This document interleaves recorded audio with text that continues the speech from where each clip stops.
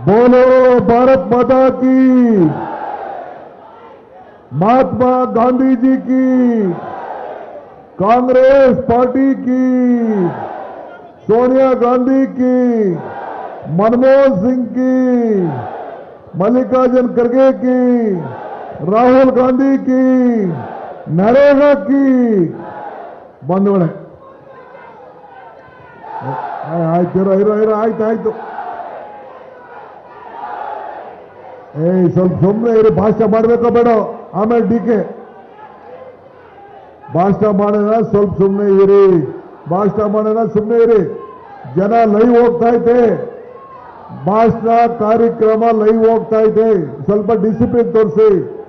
ಮಹಾತ್ಮ ಗಾಂಧಿ ಮಕ್ಕಳು ನೀವು, ಕಾಂಗ್ರೆಸ್ ಮಕ್ಕಳು ನೀವು, ಸುಮ್ಮನಿರಿ. ಬಂಧುಗಳೇ, ವೇದಿಕೆ ಇರುವಂತಹ ನಮ್ಮ ರಾಷ್ಟ್ರೀಯ ಪ್ರಧಾನ ಕಾರ್ಯದರ್ಶಿಗಳಂತಹ ಸುರ್ಜೇವಾಲಾ ಸಾಹೇಬ್ರೆ, ರಾಜ್ಯದ ಗೌರವಾನ್ವಿತ ಮುಖ್ಯಮಂತ್ರಿಗಳಂತಹ ಸಿದ್ದರಾಮಯ್ಯ ಸಾಹೇಬ್ರೆ, ಎಲ್ಲ ನನ್ನ ಮಂತ್ರಿ ಸಹೋದ್ಯೋಗಿಗಳೇ, ಶಾಸಕ ಮಿತ್ರರೇ, ನಮ್ಮ ಪಕ್ಷದ ಎಲ್ಲ ಪದಾಧಿಕಾರಿಗಳೇ, ಜಿಲ್ಲಾ ಕಾಂಗ್ರೆಸ್ನ ಅಧ್ಯಕ್ಷಗಳೇ, ಬ್ಲಾಕ್ ಕಾಂಗ್ರೆಸ್ನ ಅಧ್ಯಕ್ಷಗಳೇ ಮತ್ತು ಈ ಒಂದು ಐತಿಹಾಸಿಕವಾದಂತಹ ಹೋರಾಟಕ್ಕೆ ಪಾಲ್ಗೊಂಡಂತ ಎಲ್ಲ ಬಂಧು ಭಗಿನಿಯರೇ, ಮಾಧ್ಯಮ ಮಿತ್ರರೇ, ಸ್ನೇಹಿತರೆ, ಇವತ್ತು ನಾವೆಲ್ಲ ನಮ್ಮ ಹಕ್ಕು, ನಮ್ಮ ಉದ್ಯೋಗ, ಬಡವರ ಹಕ್ಕಿಗೋಸ್ಕರ ನಾವು ಹೋರಾಟವನ್ನು ಮಾಡ್ತಾ ಇದ್ದೇವೆ. ಯಾರಿಗೆ ಕೂಲಿ ಇಲ್ಲ, ಯಾರಿಗೆ ಉದ್ಯೋಗ ಇಲ್ಲ, ಅವರಿಗೆ ಉದ್ಯೋಗವನ್ನು ಕೊಟ್ಟದ್ದು ಶ್ರೀಮತಿ ಸೋನಿಯಾ ಗಾಂಧಿ ಅವರ ನೇತೃತ್ವದಲ್ಲಿ ಮನಮೋಹನ್ ಸಿಂಗ್ ಸರ್ಕಾರ. ಇಡೀ ಪ್ರಪಂಚ ನಮ್ಮ ಉದ್ಯೋಗ ಖಾತ್ರಿ ಯೋಜನೆಯನ್ನು ಗಮನಿಸಿತ್ತು. 2013ರಲ್ಲಿ ವರ್ಲ್ಡ್ ಬ್ಯಾಂಕ್ ಇದೊಂದು ಬಹಳ ವಿಶ್ವ ಬ್ಯಾಂಕ್, ವರ್ಲ್ಡ್ ಬ್ಯಾಂಕ್ ಅಂದ್ರೆ ವಿಶ್ವ ಬ್ಯಾಂಕ್, ನರೇಗಾ ಯೋಜನೆ ಒಂದು ಬಹಳ ಅತ್ಯುತ್ತಮವಾದಂತಹ ಯೋಜನೆ ಅಂತ ಹೇಳಿ ಅವರು ನಮಗೆ ಸರ್ಟಿಫಿಕೇಟ್ ಕೊಟ್ಟರು. ಸುಮಾರು 5,800 ಹೆಚ್ಚು ಕಮ್ಮಿ 6,000 ಪಂಚಾಯಿತಿಗಳು. ಯಾವ ಸುಮ್ಮನೆ ಇರೋ, ಸ್ವಲ್ಪ ಸುಮ್ಮನೆ ಇರೋ, ಯಾರ ತರಲೆಗಳು, ಸುಮ್ಮನೆ ಇರೋ. ಯಾರು ಕರೆದ್ರೆ ಎಳದಾಕ್ಸ ವಯಸ್ಸಿಗೆ ಡಿಕೆ ಅಂತೆ. ಸುಮಾರು 6,000 ಪಂಚಾಯಿತಿಗಳು ಇದ್ದು ಈಗ 7,000 ಚಿಲ್ಲರೆ ಪಂಚಾಯತ್, 5,700 ಚಿಲ್ಲರೆ ಪಂಚಾಯಿತಿಗಳು ಇವತ್ತಿದೆ. 6,000 ಕೋಟಿ ರೂಪಾಯಿಗಳನ್ನು ಖರ್ಚು ಮಾಡ್ತಾ ಇದ್ರು. 6,000 ಕೋಟಿ ರೂಪಾಯಿ. ಪ್ರತಿಯೊಬ್ಬರು ಕೂಡ ಉದ್ಯೋಗ ಬೇಕಾದವರು ಉದ್ಯೋಗ ಏನ್ ಮಾಡಬೇಕು ಅಂತೇಳಿ ಪಂಚಾಯಿತಿಗಳಲ್ಲಿ ಪಂಚಾಯಿತಿ ಸದಸ್ಯರುಗಳು ತೀರ್ಮಾನ ಮಾಡ್ತಾ ಇದ್ರು. ಏನು ಉದ್ಯೋಗವನ್ನು ತೆಗೆದುಕೊಳ್ಬೇಕು ಅಂತೇಳಿ ಪಂಚಾಯಿತಿಯವರೆಲ್ಲ ಕೂತ್ಕೊಂಡು ಅವರು ಆ ಪಂಚಾಯಿತಿ ಅಭಿವೃದ್ಧಿ ಬಗ್ಗೆ ಕೆಲಸ ಮಾಡ್ತಾ ಇದ್ರು. ಮನಮೋಹನ್ ಸಿಂಗ್ ಅವರು, ಸಿಪಿ ಜೋಶಿ ಅವರು ಕೇಂದ್ರ ಮಂತ್ರಿಯಾಗಿದ್ದಾಗ ಸೋನಿಯಾ ಗಾಂಧಿ ಅವರ ಮಾರ್ಗದರ್ಶನದ ಮೇಲೆ ಯಾರು ಬೇರೆ ಜಮೀನುಗಳಿಗೆ ಹೋಗಿ ಕೆಲಸ ಮಾಡೋಕ್ಕೆ ಅವಮಾನ ಆಗ್ತದೆ ಅಂತೇಳಿ ಕೂಲಿಯನ್ನು ಕೊಡಬೇಕು ಅಂತೇಳಿ ತನ್ನ ಸ್ವಂತ ಜಮೀನಲ್ಲೂ ಕೂಡ ಉದ್ಯೋಗ ಮಾಡಿಕೊಟ್ರೆ ಅವ್ರಿಗೆ ಕೂಲಿ ಕೊಡುವಂಥ ಒಂದು ಐತಿಹಾಸಿಕವಾದಂಥ ತೀರ್ಮಾನವನ್ನು UPA ಸರ್ಕಾರ ಮಾಡ್ತು. ಅಂದರೆ ನಿಮ್ಮ ಜಮೀನಲ್ಲಿ ಮಟ್ಟ ಮಾಡ್ಕೋಬೇಕಾದ್ರೆ, ನೀವು ಆಶ್ರಯ ಮನೆ ಕಟ್ಕೋಬೇಕಾದ್ರೆ, ಇಂದಿರಾವಾಸ್ ಮನೆ ಕಟ್ಕೋಬೇಕಾದ್ರೆ, ನಿಮ್ಮ ದನಿನ ಕೊಟ್ಟಿಗೆ ಕಟ್ಕೋಬೇಕಾದ್ರೆ ಎಲ್ಲ ವ್ಯವಸಾಯಕ್ಕೆ ಉಪಯೋಗ ಮಾಡಿಕೊಂಡು ನೀವು ಏನೇ ಮಾಡಿದ್ರು ಕೂಡ ನೀವು ರಿಜಿಸ್ಟರ್ ಮಾಡಿಕೊಂಡ್ರೆ ನಿಮಗೆ ಕೂಲಿ ಕೊಡುವಂಥ ಒಂದು ವ್ಯವಸ್ಥೆಯನ್ನು ಈ ಕಾಯ್ದೆ ಕೊಟ್ಟಿತ್ತು. ಇದು ದೊಡ್ಡ ಆಂದೋಲನ ರೀತಿ ನಡೀತಾ ಇತ್ತು. 90% ಇವತ್ತು ಕೊಡ್ತಾ ಇದ್ರು. ಯಾವ್ದಾದ್ರು ಉದ್ಯೋಗ, ಯಾವ್ದಾದ್ರು ಸಿಮೆಂಟು ಕಬ್ಬಣ ಉಪಯೋಗಿಸಂತ ಕಾರ್ಯಕ್ರಮ ಇದ್ರೆ ಆಗ ಒಂದು 25%, ನಮ್ಮ ರಾಜ್ಯ ಸರ್ಕಾರ ಕೊಡ್ತಾ ಇತ್ತು. ಇಂಥ ವ್ಯವಸ್ಥೆ ಇತ್ತು. ಪ್ರತಿಯೊಂದು ಸುಮಾರು 7,000 ಜನ ಇದಕ್ಕೆ ಉಸ್ತುವಾರಿಗೆ ಜವಾಬ್ದಾರಿಯನ್ನು ನೇಮಕ ಮಾಡೋಂಥ ಉದ್ಯೋಗಗಳು ಕೂಡ ಇವತ್ತು ಸೃಷ್ಟಿಯಾಗಿತ್ತು. ಇವತ್ತು ಎಲ್ಲ ಕೂಡ ಇವತ್ತು ಮುಗಿಸಿ ಮಹಾತ್ಮ ಗಾಂಧೀಜಿಯವರ ಹೆಸರನ್ನ ತೆಗೆದುಹಾಕ್ಬಿಟ್ಟು ಇವತ್ತು ಈ ಯೋಜನೆಗೆ ಹೊಸ ರೂಪವನ್ನು ಕೊಟ್ಟಿದ್ದಾರೆ. 60% ಕೇಂದ್ರ ಅಂತೆ, 40% ನಾವಂತೆ. ಇದು ಅಸೆಂಬ್ಲಿಲಿ ನಾವು ಪ್ರತ್ಯೇಕವಾದಂಥ ಚರ್ಚೆಗೆ ಈ ವಿಧಾನಸೌಧವನ್ನು ನಾವು ಕರೆದಿದ್ದೇವೆ.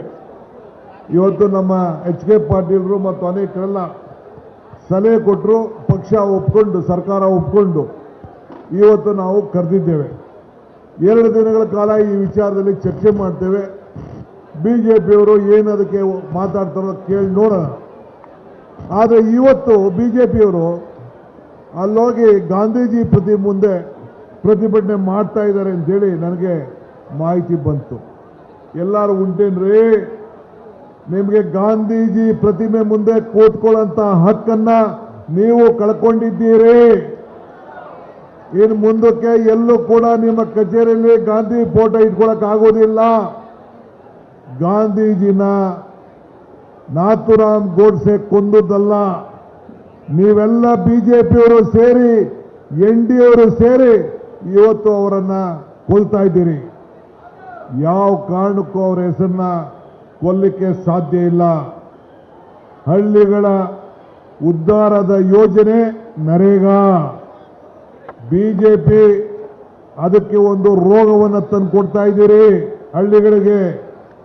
ಗಾಂಧೀಜಿಯವರನ್ನ ದ್ವೇಷದಿಂದ ನೀವು ಕಾಣ್ತಾ ಇದ್ದೀರಿ.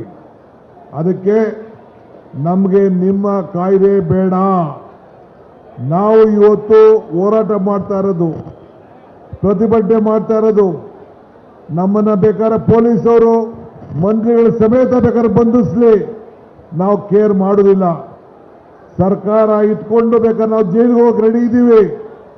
ನಾವು ಈ ನರೇಗಾನ ವಾಪಸ್ಸು ಹೆಂಗೆ ರೈತರು ಹೋರಾಟ ಮಾಡಿ ವಾಪಸ್ಸು ಕೇಂದ್ರ ಸರ್ಕಾರ ವಾಪಸ್ ತರ್ತು, ಆ ರೀತಿ ನಾವು ಈ ಹೋರಾಟವನ್ನು ನಾವು ಮುಂದುವರಿಸುವಂಥ ಕೆಲಸವನ್ನು ನಾವು ಮಾಡ್ತೇವೆ.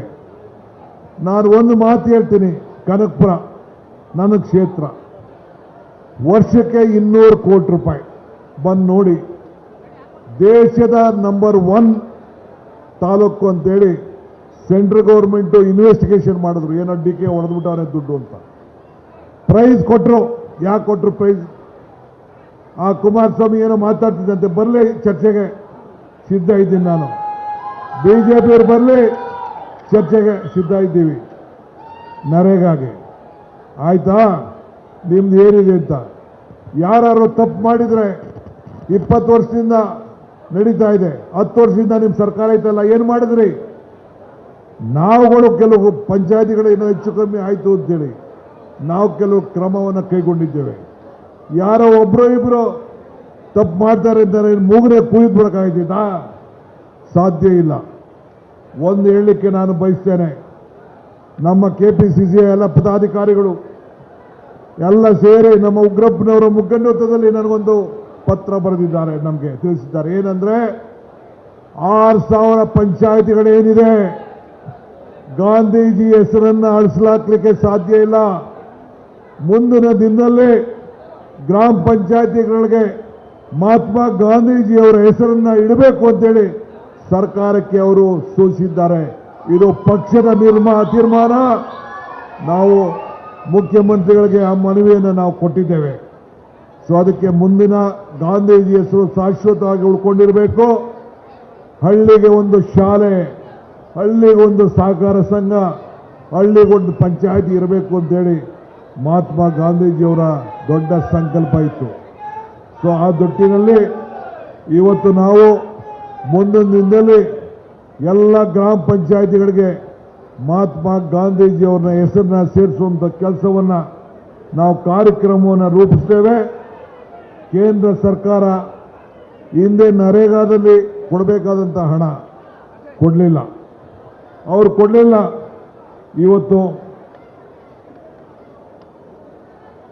ಇವತ್ತು ಬಿಜೆಪಿಯವರು ಇವತ್ತು ಏನು ನಮ್ಮ ನರೇಗಾ ಕಾರ್ಯಕ್ರಮವನ್ನು ವಜಾ ಮಾಡಿದ್ದಾರೆ. ಇದನ್ನು ನಿಮ್ಮ ಕೈಯಲ್ಲಿ ಈ ಕಾರ್ಯಕ್ರಮವನ್ನು ಮತ್ತೆ ನಿಮ್ಮ ರಾಜ್ಯಗಳಿರುವಂಥ ಸರ್ಕಾರಗಳು ಕೂಡ ಮುಂದಕ್ಕೆ ಇದನ್ನು ನಡೆಸೋಕ್ಕಾಗಲ್ಲ. ಈಗ ಚಂದ್ರಬಾಬು ನಾಯ್ಡು ಅವರು NDA ಮಿತ್ರ ಪಕ್ಷ ಅವ್ರು ಏನು ಹೇಳಿದ್ದಾರೆ, ಇದು ಸಾಧ್ಯ ಇಲ್ಲ ಅಂತ ಹೇಳಿದ್ದಾರೆ. ಇದನ್ನು ವಾಪಸ್ ನೀವು ರೋಲ್ ಬ್ಯಾಕ್ ಮಾಡಲಿಲ್ಲ ಅಂದರೆ ನಿಮ್ಮ ಸರ್ಕಾರಕ್ಕೆ ಆಪತ್ತು ಬರ್ತದೆ. ಈ ಎಚ್ಚರಿಕೆ ಗಂಟೆಯನ್ನು ಚಂದ್ರಬಾಬು ನಾಯ್ಡುರವರು ನಿಮಗೆ ಕೊಟ್ಟಿದ್ದಾರೆ. ಇದು ಗಮನದಲ್ಲಿಟ್ಕೊಳ್ಳಿ. ನೀವು ಬೇರೆ ರೀತಿನ ಸಹಾಯ ಮಾಡ್ತೀನಿ ಅಂತ ನೀವು ಹೇಳಿರ್ಬೋದು. ಇದು ಈ ದೇಶಕ್ಕೆ ಮಾಡ್ತಾರಂಥ ಒಂದು ದ್ರೋಹ. ಒಂದು ಕಣ್ಣಿಗೆ ಬೆಣ್ಣೆ, ಒಂದು ಕಣ್ಣಿಗೆ ಸುಣ್ಣ, ಇದನ್ನು ನೀವು ಹಾಕ್ತಾ ಇದ್ದೀರಿ. ಆದ್ದರಿಂದ ಇವತ್ತು ಈ ನಿಮ್ಮ ಚಿಂತನೆಯನ್ನು ಬಿಡಬೇಕು. ನಾವು ಹೋರಾಟವನ್ನು ಮುಂದುವರಿಸ್ತೇವೆ. ರಾಜ್ಯಪಾಲರವರಿಗೆ ನಿಯೋಗವನ್ನು ನಾವು ತೆಗೆದುಕೊಂಡು ಹೋಗ್ತಾ ಇದ್ದೇವೆ. ನಮ್ಮನ್ನೆಲ್ಲ ನೀವು ಪೊಲೀಸರು ಬಂಧಿಸೋರು ಚಿಂತೆ ಇಲ್ಲ. ನಾವು ಯೋಚನೆ ಮಾಡದೆ ಈ ಹೋರಾಟವನ್ನು ನಾವು ಮುಂದುವರೋಣ. ಇದು ನಮ್ಮ ರೈತರ ಬದುಕಿಗೆ, ರೈತರ ಕೂಲಿ ಕಿತ್ಕೊಳ್ತಾ ಇದ್ದೀರಿ, ರೈತರ ಹಕ್ಕು ಕಿತ್ಕೊಳ್ತಾ ಇದ್ದೀರಿ, ಪಂಚಾಯಿತಿ ಹಕ್ಕನ್ನು ಕಿತ್ಕೊಳ್ತಾ ಇದ್ದೀರಿ. ಇದನ್ನೆಲ್ಲ ಉಳಿಸಲಿಕ್ಕೆ ಈ ಕಾರ್ಯಕ್ರಮವನ್ನು ನಾವು ಮಾಡಿದ್ದೇವೆ. ಸೊ ಅದರಿಂದ ಮುಂದಿನ ದಿನದಲ್ಲಿ ನಮ್ಮ ಹೋರಾಟ ಮುಂದುವರಿತದೆ. ಪ್ರತಿ ಪಂಚಾಯಿತಿಗೂ ಎಲ್ಲ ನಮ್ಮ ಈ ಒಂದು ಕಾರ್ಮಿಕನ ಕರ್ಕೊಂಡು ತಾಲೂಕ್ ಹೆಡ್ ಕ್ವಾರ್ಟರ್ಸ್ನಲ್ಲಿ 5 ಕಿಲೋಮೀಟರ್ ಪಾದಯಾತ್ರೆನ ಮುಂದಿನ ದಿನದಲ್ಲಿ ನಾವು ಕಾರ್ಯಕ್ರಮವನ್ನು ರೂಪಿಸಿದ್ದೇವೆ. ನೀವೆಲ್ಲ ಪಂಚಾಯಿತಿ ಮಟ್ಟದಲ್ಲಿ ಕಾರ್ಯಕ್ರಮವನ್ನು ಮಾಡಬೇಕು. ಇದಕ್ಕೆ ಸಿದ್ಧತೆಯನ್ನು ಮಾಡಿಕೊಳ್ಬೇಕು. ಪ್ರತಿ ಕ್ಷೇತ್ರಕ್ಕೂ ಮಂತ್ರಿಗಳು ಬರ್ತಾರೆ, ಶಾಸಕರುಗಳು ಪಾಲ್ಗೊಳ್ತಾರೆ, MLCಗಳು ಪಾಲ್ಗೊಳ್ತಾರೆ. ನೀವೆಲ್ಲ ಕಾರ್ಯಕ್ರಮದಲ್ಲಿ ಪಾಲ್ಗೊಂಡು ಈ ನರೇಗಾನ ಉಳಿಸುವಂಥ ಕೆಲಸಕ್ಕೆ ತಾವೆಲ್ಲ ಹಳ್ಳಿ ಕೂಲಿ ಕಾರ್ಮಿಕರ ಬದುಕನ್ನು ಉಳಿಸ್ಕೊಳ್ಳಿಕ್ಕೆ ನೀವೆಲ್ಲ ಹೋರಾಟದಲ್ಲಿ ಪಾಲ್ಗೊಂಡಿದ್ದೀರಿ. ನಿಮಗೆಲ್ಲ ಅಭಿನಂದಿಸಿ ಶುಭ ಹಾರೈಸಿ ಈ ನರೇಗಾ ಹೆಸರು ಶಾಶ್ವತವಾಗಿರಬೇಕು. ಈ ಕಾರ್ಯಕ್ರಮ ಉಳಿಬೇಕು. ಮಹಾತ್ಮ ಗಾಂಧೀಜಿನ ಬದುಕಿಸಿರಬೇಕು ಅಂತೇಳಿ ಪ್ರಾರ್ಥಿಸಿ ನನ್ನ ಮಾತನ್ನು ಮುಗಿಸ್ತೇನೆ. ಜೈ ಹಿಂದ್, ಜೈ ಕರ್ನಾಟಕ ಮಾತೆ. ನಿರ್ಭೀತ, ನಿಷ್ಪಕ್ಷಪಾತ, ವಿಶ್ವಾಸಾರ್ಹ ಸುದ್ದಿಗಳಿಗೆ ಮತ್ತೊಂದು ಹೆಸರಾಗಿರುವಂತ ನ್ಯೂಸ್ 18 ಕನ್ನಡ ಈಗ ಆಪ್ನಲ್ಲೂ ಲಭ್ಯವಿದೆ. ದಯವಿಟ್ಟು ಇಲ್ಲಿರುವ QR ಕೋಡ್ ಅನ್ನ ಸ್ಕ್ಯಾನ್ ಮಾಡಿಕೊಂಡು ಆಪ್ ಅನ್ನ ಡೌನ್ಲೋಡ್ ಮಾಡೋದಕ್ಕೆ ಮರಿಬೇಡಿ. ನಿಮ್ಮ ಬೆಂಬಲ ಹೀಗೆ ಸದಾ ನಮ್ಮೊಂದಿಗಿರಲಿ.